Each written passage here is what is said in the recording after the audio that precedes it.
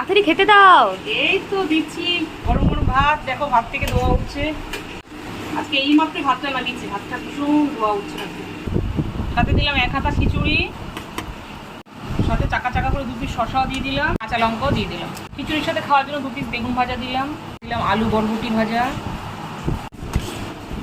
সাথে দিলাম জলপাইয়ের ডাল।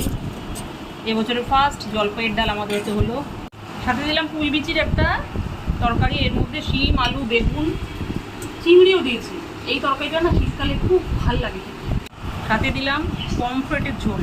আজকে পমফ্রেট মাছ এনেছিল, মাছটা না বেশ বড় বড় টুকরো করে নিয়েছি, আলু দিয়ে পমফ্রেটের ঝোল করেছি। সবশেষে একটু ধনেপাতা দিয়েও নামিয়েছি। চলে গেল পাতে জলপাইয়ের ডাল, চিংড়ি মাছ দিয়ে একটা মিক্স তরকারি আর পমফ্রেটের ঝোল। বুধবারে খালি একদম পুরোপুরি দাও দিয়ে দিলাম। দাও শুরু করো, পমফ্রেট আছে, ডাল আছে, ভাজা আছে, খিচুড়ি আছে, আপনি স্টার্ট করো।